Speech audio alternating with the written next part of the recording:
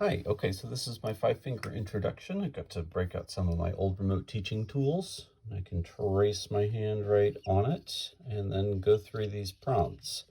While I'm tracing, I can tell you my name is Graham Charles, and I live in Moss Beach, California, which is about a half an hour south of San Francisco, right along the coast, near a bigger town called Half Moon Bay. Moss Beach is quite small. Half Moon Bay is our local big town, and so we are in a semi-rural, semi-exurban agricultural area near San Francisco. All right, so my first prompt is share a highlight from the last 3 months. Well, I get, we are all in COVID, so there are so few highlights, but I'm going to go ahead and draw my daughter. That's who that's supposed to be. And she is at her first high school dance. She's a sophomore, but of course missed most of her first year or all of her first year in person to COVID, and so is back at school for the first time. That's supposed to be her fancy hair, and here is her little belt. I don't remember what her dress looked like. Actually, I do remember it was black. Why don't I pull out a black? And so she actually got to have a little bit of social time this year for the first time in a while. Here's her black dress. I drew her in green because her name is Fern, like the plant, or like the character from Charlotte's Web. All right, so there's my first horrible drawing. My students used to love to make fun of my drawings. List one thing I like about winter. Well, I am sorry to say that I like a lot about winter because winter is a beautiful season out here. I mean, it's beautiful there too, but in Minnesota, it is a different kind of beautiful. And here it is a walking along the beach and going hiking beautiful. And I imagine you don't have that. So I'm going to go ahead and use something a little more politically okay, talking to Minnesotans, and say that my favorite thing about winter is to be able to go and see my extended family, which we did not do last winter, but we were able to do this winter. I went to Roseville, Minnesota, and saw some extended family there. Also saw that was my wife's extended family in Minnesota, and then my extended family in Southern California. So I'm going to go calling that my extended family, and then there's a little table because you always sit around a table when you're seeing extended family. And if I could do it, I would draw a turkey on it, but I'm not even going to try. All right, number 3, tell us about my current job. Oh, my current job is that I'm unemployed. At the beginning of COVID, or right at the end of that school year, in that June, I was laid off. I was working for a private school doing science in 4th through 8th, and it was too small to keep an extra teacher.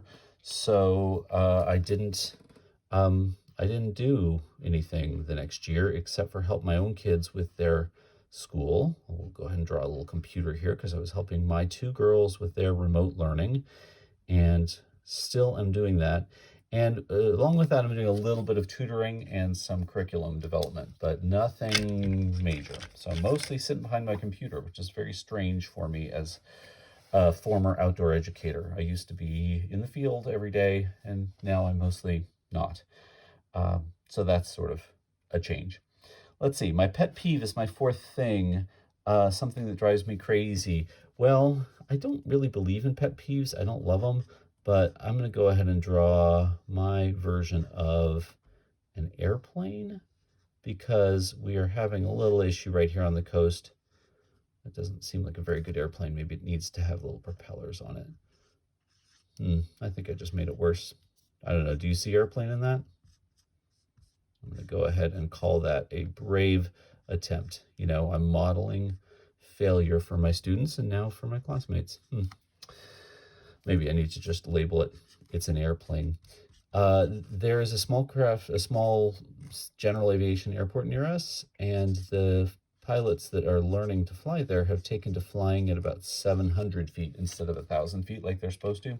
So there's kind of a big just hullabaloo about it, people complaining and fighting, and they're trying to change that, and everybody sort of up in arms about it. So I'm a little bit, I guess, generally pet peeved by people that aren't thoughtful about other people around them.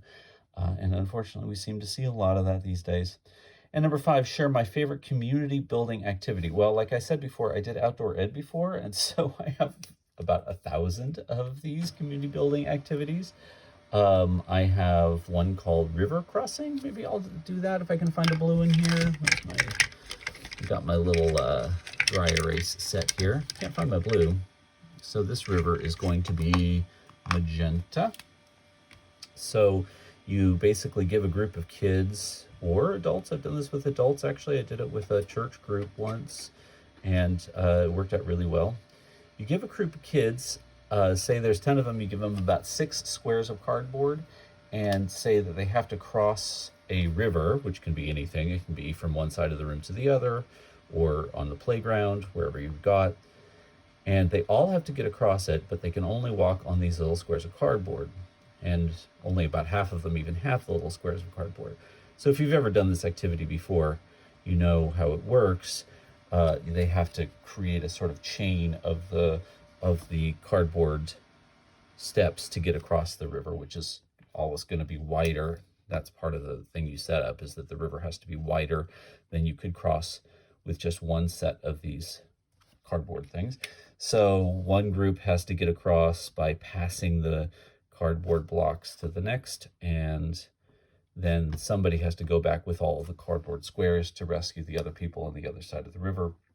Inevitably, it's a good discussion about getting the whole group through something where it's not a success unless everybody's finished it.